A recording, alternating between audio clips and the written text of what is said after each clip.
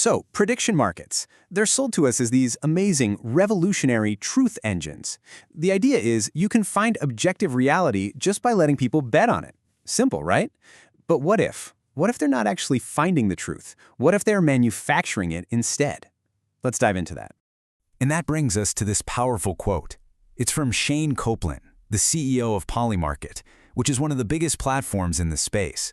And the core idea? It's really simple. It's that when there's money on the line, the real truth will always come out. But is that what's actually happening? Is that what these markets are delivering? All right, here's our game plan. First, we're going to look at the shiny sales pitch, the truth engine. Then we'll get into the messy reality of conflicts and, well, straight-up gambling. After that, we'll expose what the source calls the billionaires' loophole, see how that turns into a reality-making machine, and finally, we'll talk about what this all means for democracy. Okay, so let's start with part one, the pitch. This is the big idea, right? The promise that's sold to the public is that these platforms are so much more than just betting sites. No, they're a whole new kind of social infrastructure designed to find objective reality. And, the theory behind it all is actually pretty simple and kind of elegant. The thinking goes like this. When people have to put their own money on the line, they're not just going to spout off opinions. They're going to reveal what they truly believe. And the market's job is to just slurp up all that information, aggregate it, and then boom, the wisdom of the crowd spits out the most accurate forecast possible. In theory.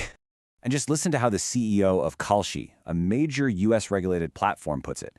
He says it takes debate from the realm of subjective emotion to the realm of objective math. I mean, that's the whole sales pitch right there, isn't it? It's clean, it's logical, it's a really appealing idea. Okay, but that's the pitch. Now for the reality check, because the source article we're looking at argues that when you actually pull back the curtain, what you find is, well, it's a lot messier than that clean mathematical vision. So get this, the article's analysis found that on Kalshi, that big regulated platform, a staggering 90% of the trading volume is just sports betting. That's it. The author has this great line, they call it gambling with a philosophy degree. And yeah, that feels like a pretty long way from being a sophisticated truth engine, doesn't it? And then there's the whole issue of regulation, or maybe the lack of it. The article points out some, let's just say, major potential conflicts of interest. Like the guy in charge of regulating these markets at the CFTC, he used to be Kalshi's lawyer. And the committee that's supposed to advise on innovation, it has exactly 0 consumer advocates. None. I mean, just look at this committee. It's basically a who's who of the very companies that are supposed to be regulated. You've got the CEOs of Polymarket, Kalshi, FanDuel, DraftKings, Robinhood, all in one room. It's like the fox isn't just guarding the henhouse, he's designing it. The source calls this regulatory capture so brazen it would make a Gilded Age robber baron blush. Wow. And all of this brings us to the real heart of the article's critique. It's what the author calls the billionaires' loophole. See, the entire theory of a prediction market, the whole wisdom of the crowd thing, it hinges on one single assumption, that everyone is betting to make a profit. But what if they're not? What if that's not their main goal? Okay, think about this number for a second.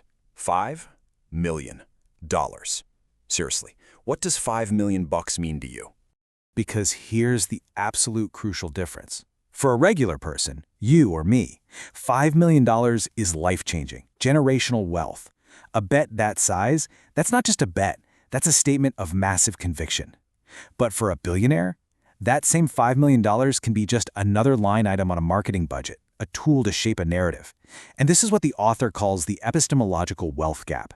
The same cash means 2 totally different things. And this leads to the central devastating question the author asks. What happens when the wisdom of crowds can be totally outspent by the will of an oligarch? What happens to the truth engine then? And this is where it gets really dangerous. This is where we move from a flawed system to what the author calls a full-blown reality-making machine. Because the fear is that these markets don't just predict reality anymore, they might actually be creating it. So here's how this feedback loop is supposed to work. Step 1. A billionaire or some other wealthy entity drops a huge bet and moves a market. Step 2. The media, always looking for a nice clean data point, reports this shift as market consensus, or what the odds say.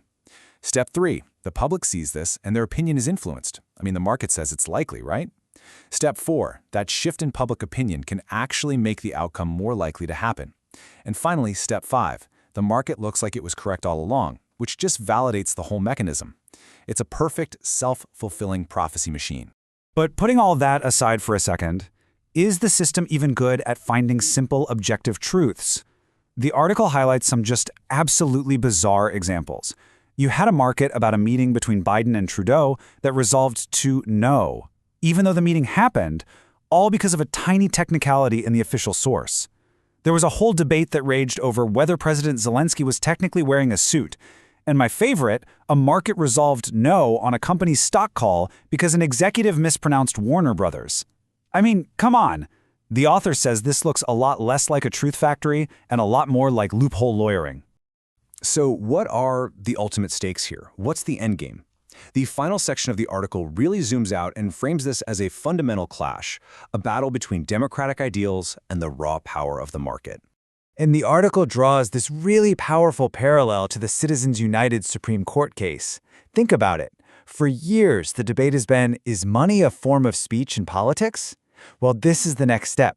The question now is money becoming a form of speech to define reality itself, a way to buy a fact, and then launder it through the seemingly neutral language of market odds?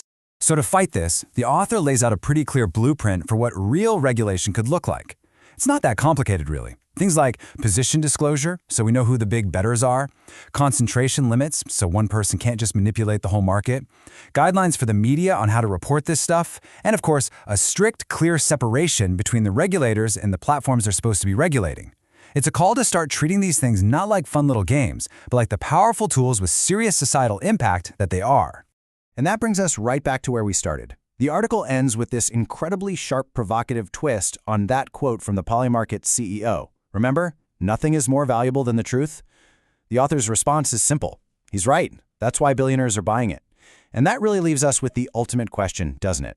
If truth really is that valuable, should it be for sale in the first place?